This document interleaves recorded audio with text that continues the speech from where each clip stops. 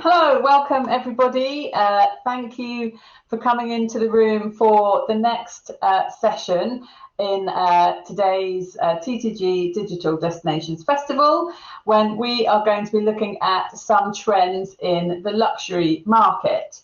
My name is April Hutchinson. I'm the editor of TTG Luxury, and joining me on this sunny afternoon is Gordon McCready, who is General Manager of If Only. Hi, Gordon, give us a wave. And Simon Jeffries, who is Head of Product and Commercial for Carrier. So in this session, hi Simon. So in this session, we are going to explore what destination trends are emerging in the luxury market in summer 2021, which countries are at the top of luxury travellers' bucket lists. We'll also be looking at which new hotels and experiences are proving popular so far for high-end holidays this year, as well as looking at some customer spending trends and preferences, and also asking these two experts for their advice on some marketing and any other trends that they see coming up to help agents in the coming months. So I'll start off with the general question of how is the luxury market looking in terms of bookings? Probably not, but are inquiries looking anywhere near close to what we had pre-pandemic? So I'll start with you, Simon, first. If you can just, there you go. Thank you. Thanks, April. Hi, everybody. Nice to be with you this afternoon. Not so sunny in Manchester, but what's new? Trends, and I think trends in the last 4 weeks, we've certainly seen the phones starting to ring a lot more. There's a lot of interest, a lot of inquiries. Conversion is not where we would normally expect it to be, April. I think that would be, not giving away anything there. But each week it's creeping up, the conversion's creeping up. So we're still getting inquiries for August, which normally in a regular August, that would have finished by now. Although we're very well used to dealing with late bookings, that late August business would normally have stopped by now. A, because it would have stopped, and B, because there wouldn't be any rooms available. So there's clearly some availability out there as well. So that's kind of the short-term latest trends in terms of numbers. It's starting to inch up. Conversion is slowly getting there, but it's not quite where we would normally expect it to be if we're looking at a normal year, if we could remember that far back. Yeah, exactly. And Gordon, what about If Only? Would you echo those kind of... Yeah, really similar really to what Simon and the team at Carrier are seeing at If Only via the trade.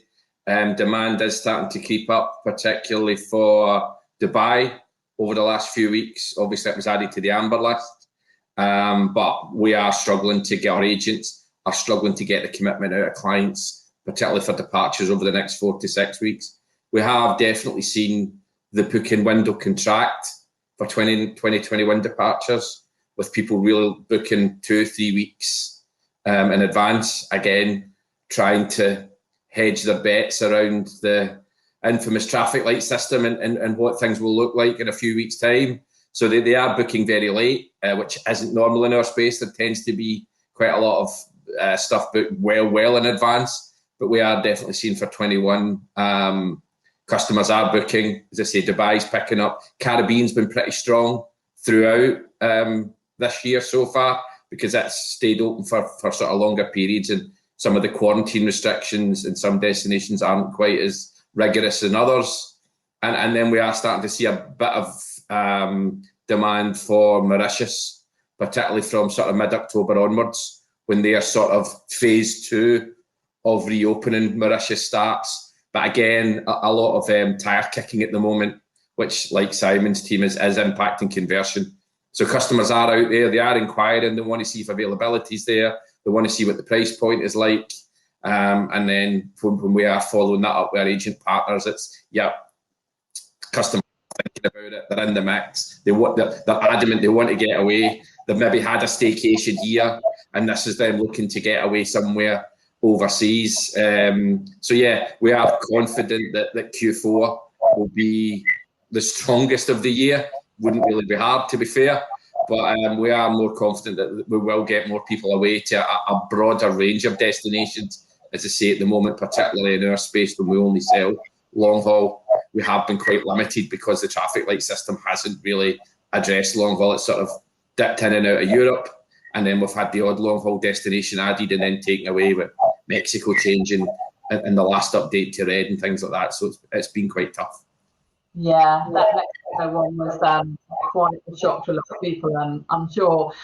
Simon, in terms of destinations, Gordon's mentioned quite a few mid to long haul ones there. What are you seeing people book at the moment, actually manage to get away already or in the next few weeks? Similar, we've seen our inquiries for Dubai spike, obviously the last couple of weeks. Antigua's taken over from Barbados as the Caribbean destination of choice because of their testing regime. Interestingly, to a point where pretty much Antigua's pretty much full now for this summer. We wouldn't normally talk about changing trends. We wouldn't normally really take much Caribbean business for the summer, but because of the pandemic, people's ideas have changed. They want to get away. They've accepted places like Antigua as a good option for them to go. So. Similar regarding Mauritius, we're also seeing the calls increasing, particularly for half term onwards. I saw in the TTG today, actually, you put a piece out about Mauritius starting to take hold a little bit with the phase 2 of their reopening and all the gloves are off type thing, which is great news. The destinations that aren't picking up are the obvious ones as well, the Australias and New Zealands and the further afields. Because, would a customer be that committed to be booking those sort of destinations at the moment? Less likely, of course. It's mainly the point-to-point type destinations that are picking up, if you like. Yeah. The ones that perhaps give people more of a flying flop kind of. Point-to-point. What we are seeing, interestingly, I don't know if Gordon might echo this, but our forward business for next summer it's through the roof. It's so much further ahead than we would have been in 2019 for 2020 at this stage. And that's, I think, people desperate to get their booking in. We're all very confident that will take place, obviously, but the bookings are phenomenal. And the value of those bookings is so much higher than the value than our normal average booking values at this time for the following year as well. So that augurs well. It means people are prepared to spend money on their holidays, and it kind of gives us a bit of hope for the future, should we say? Yeah, I hope. Yeah, I'm sure Gordon would echo that. I was going to ask you actually. Next question is about spend. Whether because people have got this pent up demand, they've had the sort of glamping in the UK this year, or they're sort of trying to get a bit, a house in Cornwall or something, and now they've got that extra cash. Are you definitely seeing that extra spending, or any new customers who you think are sort of kind of maybe newer to luxury travel because they've got that money saved up? Simon first. It's a good question. We're definitely seeing an increase in value. We're also seeing interest from travel agents who are new to us. So whether they are new customers for that travel agent, I don't know, but we're certainly seeing new agents coming to us, agents who are new to us, who we're nurturing, obviously, and working with. So, but whether they are actually new customers or not, I can't vouch for that, obviously. But sure. Absolutely sure that our forwards for next summer, like I say, really are incredibly high. And a lot of Europe as well. Normally we wouldn't have that much Europe booked yet for next summer, but it really is very strong. The demand is strong. Okay. And Gordon, are you seeing more of a higher spend per customer?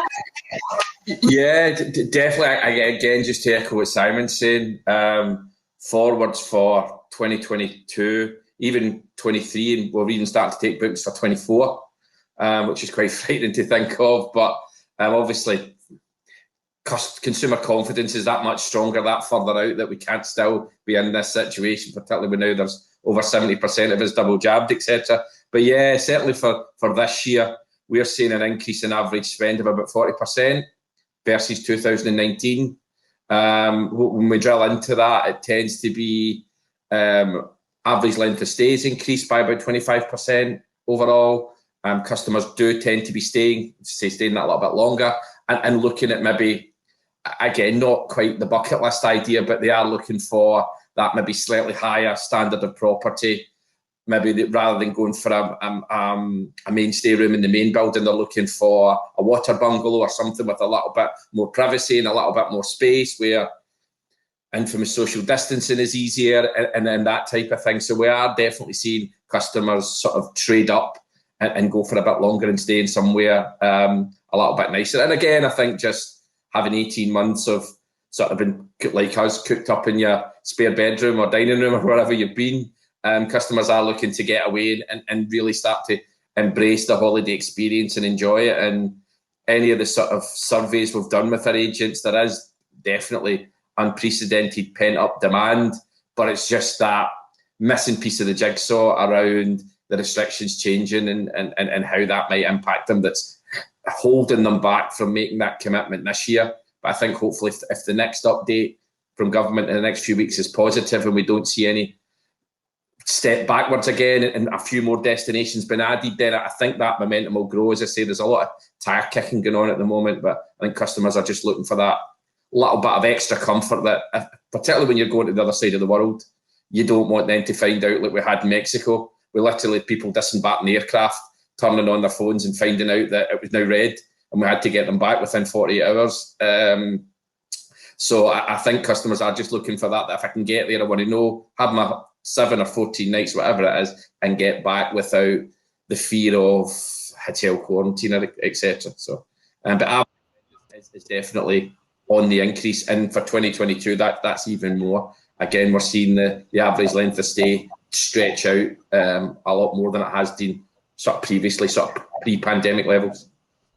Yeah, I guess people can also combine a little bit of, I mean, no one really wants to travel with their laptop on a holiday unless you have to, but, you know, you could, if you've got it with you, you could expand it a little bit either side, you know, in terms of that longer stay for people. And I'm also thinking it's probably split, isn't it, between the family market, which obviously must get something in before, well, it's 2 weeks, isn't it, really, till school holidays ends.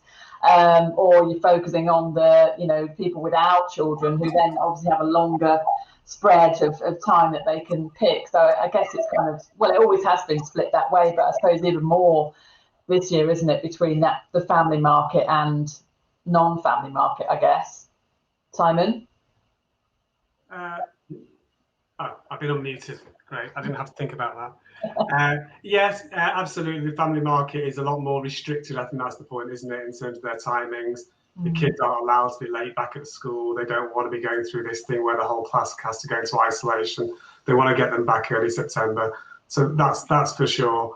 Whereas the couples market, for want of a better term, is maybe a bit more flexible.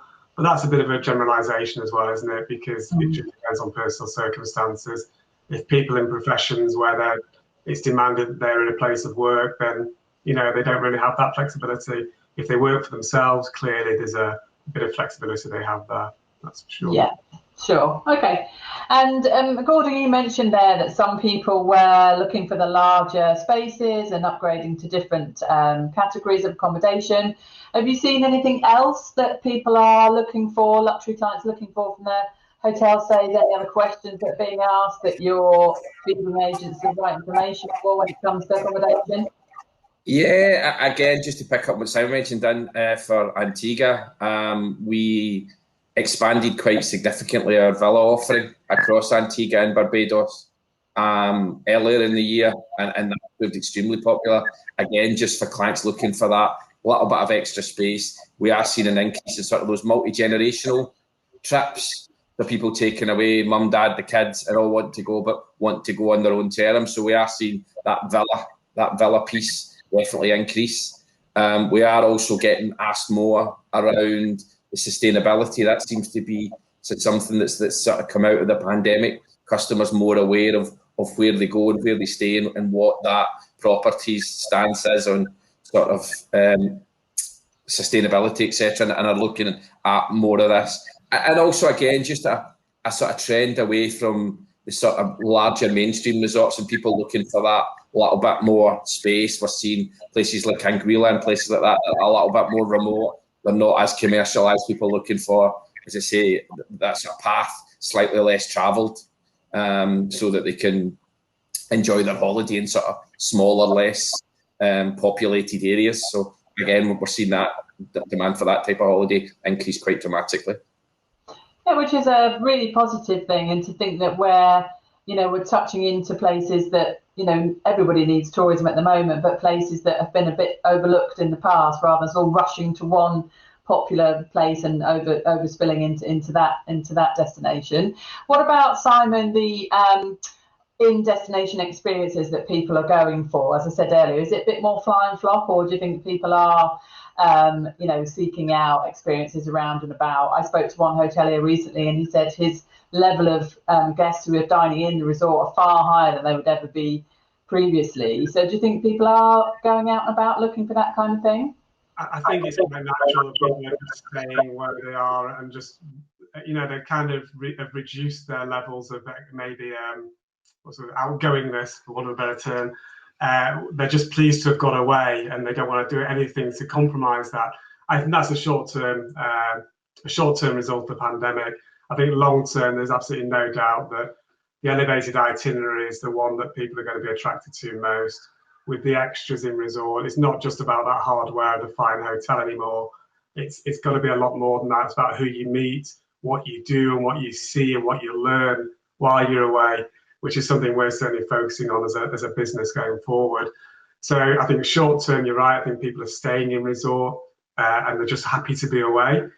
Long term, they'll certainly be looking to elevate those itineraries, elevate their stays.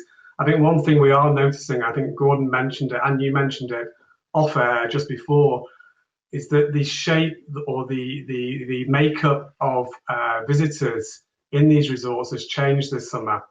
So the UK, although we've been far ahead on the actual vaccination programme, we're far behind when it comes to travelling plans. So the other countries in Europe have kind of stolen a march on us. So when you're going to Greece now, or you're going to the Canaries, or wherever it might be, we're seeing a lot more in the way of other nationalities there. And the Brits, who maybe previously might have been the predominant visitor, and now the sort of minority visitor. And that in itself brings a different dynamic into the resort as well, a different cultural dynamic, which is an interesting sort of byproduct, probably, hopefully short term. Hopefully those rooms will be back for us next year and the year after. But it's an interesting byproduct of the pandemic and what's happened with us. As you said, I mentioned that I'd been in Greece and I felt like a lone ranger. There weren't many British voices around, and the hoteliers were telling me that obviously it used to be a lot more British people, and that they were desperate for us to come back when we can. I've actually spotted a couple of questions, so I'm just going to divert off to the side here and see if you guys can help out. Sarah Hanson is asking, how is demand for USA looking for next year, and which areas are popular? So do either of you have any USA insight for Sarah? Yeah, we've seen, sorry, is it okay if I answer that? From our perspective, that we were getting calls for USA when it was felt a couple of months ago that things would open up. But just in the last sort of 4 weeks or so, it's become less popular in terms of demand, in terms of those inquiries coming in. But interestingly, Canada has taken over. So the inquiries for Canada have certainly increased, and the inquiries for the USA have come down a little bit. That said, there's still very little commitment for those sort of bookings at the moment. Of the USA bookings, obviously Florida for the school holidays is still a popular one. But again, the commitment's not there until we start to see maybe Mr. Biden opening his borders. But I think he might have some bigger things on his plate at the moment. Yeah, I saw a picture of him looking very lonely in his incident room or whatever it is, thinking about what's happened. Anyway, that's a whole other conversation. Gordon, what about USA for your team? What's coming through? Yeah, we've still, to be fair, it has been fairly quiet throughout the year. Again, as sort of it stayed fairly locked down. Saying that, we have got still quite a bit of business on the books to go October, half term. And we're liaising with the agents and the clients that are due to travel. And most of them want to sit tight and the hope that the deal that we've put in place to allow double vaccinated US citizens to travel to the UK is reciprocated by the US and they can get away. Demand outside of that, again, as Simon said, a lot of Florida stuff. We've seen quite a bit of New York, sort of Christmas shopping breaks. We've got quite a few of those. And then for next year, mainly luxury cruise. We've seen quite a bit and some Alaska stuff. we've seen quite a bit of demand for that as cruising seems to be very popular for next year again. I think consumer confidence is that bit stronger for 22, so they are willing to make that commitment to a cruise. But there are still people, as I say, hoping to get away this side of Christmas for the US. So fingers crossed it can happen, because it would be nice to see. Yeah. Be good to see that. One quick question. Someone's asking about a client who wants to get married in Jamaica for March 2024. Is that available to book yet into 2024? Either of you? We can, if you give it, we can quote it. We'll quote the ground at the moment. Obviously, the air, we only work 11 months in advance, so we can give you an ODR for the air and then wait till the air drops into the GTS. So yeah, give our call centre a call, and our Caribbean team can give you some prices. Yeah, fantastic. I think that's actually all we've got time for. Sorry, that's run through really, really quickly. But I really thank you so much, guys, for your time and your insight.